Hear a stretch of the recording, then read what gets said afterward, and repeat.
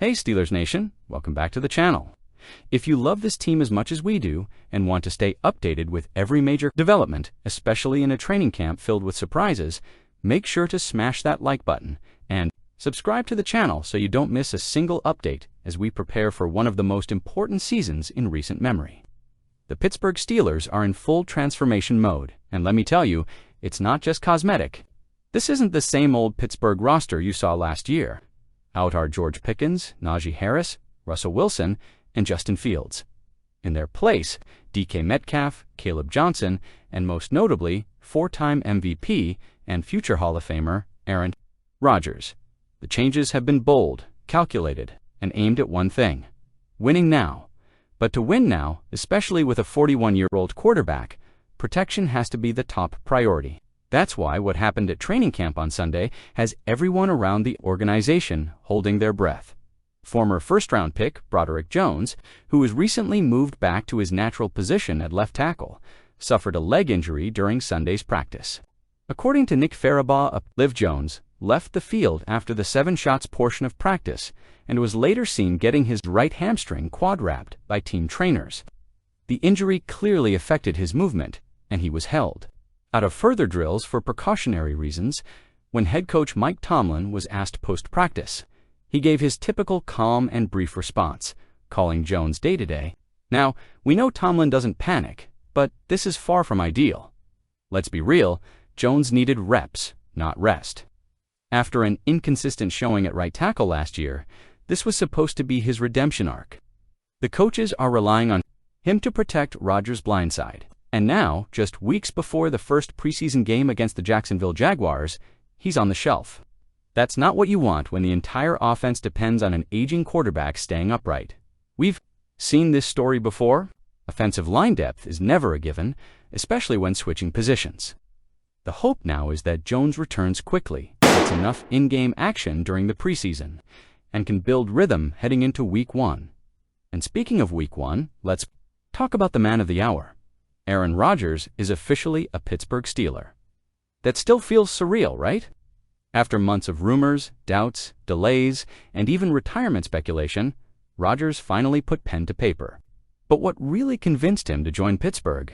It wasn't the receivers. It wasn't the offensive line, although that's obviously now a concern. It wasn't even the money. It was Mike Tomlin. In a recent interview on NFL Network, Rodgers gave fans a glimpse behind the curtain. And folks, it wasn't your typical recruiting pitch. It wasn't begging. It wasn't flashy promises. It was personal. It was honestly more about what he wasn't saying, Rodgers explained. At no point during the conversations, which were weekly at least, did I ever feel like I was talking to a coach who needed something from me. Let that sink in. Rodgers wasn't just looking for a team. He was looking for a leader he could trust. After 2 brutal years in New York, that ended in disappointment, dysfunction, and a torn Achilles. He was done with pressure-filled environments where coaches were fighting for their jobs and expecting Rodgers to save the franchise overnight. On the other hand, took a different route. Their conversations were genuine. Rodgers described it as talking to an old friend. They spoke about family, life, not just football. He remembered things about my life. He asked me things. It was never just small talk with an agenda. I appreciated that, Rodgers said. This is where the Steelers' culture makes all the difference. While other coaches around the league were probably hammering Rodgers with calls and expectations, Tomlin gave him space and respect. Remember, Tomlin is the longest-tenured head coach in the NFL, entering his 19th season. Rodgers, he's now the oldest player in the league, heading into his 21st year. There's mutual respect there to men who've seen it all. Now joining forces for one last run, the Rodgers-Tomlin relationship is the foundation. But let's not kid ourselves. Without strong pass protection, none of it will matter. That's why Broderick Jones' injury, even if minor, raises major questions. Can Pittsburgh afford to be patient with Jones? Or do they need to consider rotating in rookie Troy Fautanu on the left side and explore depth options at right tackle? It's early, but we're already seeing the razor-thin margin this team faces when relying on high-level execution from young linemen. The success of this offense hinges on keeping Rodgers clean, and every missed rep in camp adds risk to that plan. Make no mistake, the Steelers are going all in for 2025 with Aaron Rodgers. DK Metcalf, and a revamped offense. There's real reason to believe this team can compete for the AFC North title and maybe more. But that vision only works if the trenches hold up. A setback for Broderick Jones doesn't mean disaster yet, but it's a red flag. It's a reminder that no matter how flashy your QB or WR room is, the game is still won in the dirt. And let's not forget, Rodgers isn't a scrambler anymore. His mobility isn't what it used to be, and if he gets hit early or often, the season could unravel quickly, just like it did in New York.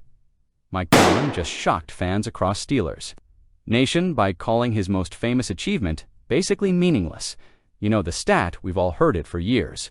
18 straight seasons without a losing record. It's an NFL record. It's a stat that even Bill Belichick and Andy Reid can't claim. Most franchises would build a statue over something like that. But when Tomlin sat down with Kyle Brandt during training camp in Latrobe, he made it clear he doesn't care. Not even a little. It doesn't mean a lot, Tomlin said. There's so much to be concerned about relative to now. Most of the guys I coach it doesn't resonate with them. Wait, what? The most consistent coach in football, who's defended from criticism year after year using that very stat, just told the world it means nothing to him. Yeah, that's exactly what happened. Tomlin didn't hold back. He said most of the players on the roster were still in car seats when the streak started. Think about that. For today's young roster, that 18-year run doesn't hold emotional weight. It's ancient history. Tomlin explained that he doesn't wake up thinking about preserving that streak. He's not chasing .500 records or bragging rights. His focus is winning, period. Not just surviving seasons, but going deep in January and hoisting trophies in February. At the end of the day, I doubt anybody cares, he said. It's just a cool thing for you guys to talk about, or use as an intro when you're hoping for my demise. That quote right there is vintage Tomlin. Sharp, candid, a little salty but honest.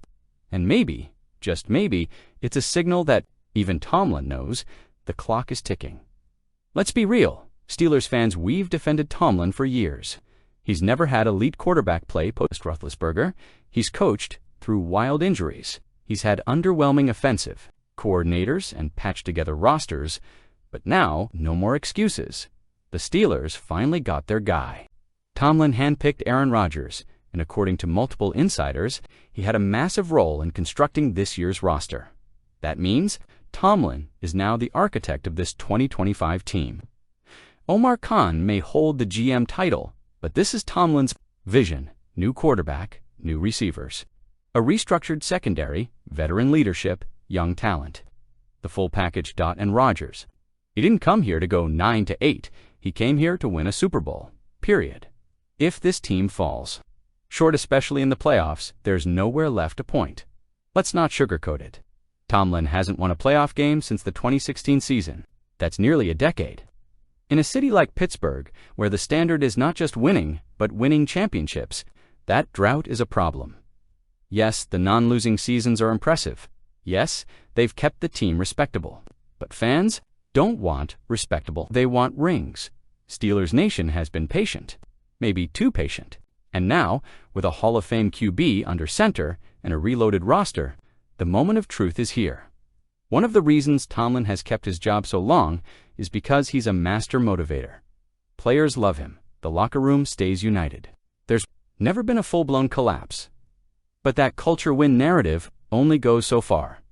If the culture is that strong, it needs to translate into playoff wins, into road victories, into AFC championship appearances. Because if not, now when? Look, this isn't about bashing Mike Tomlin.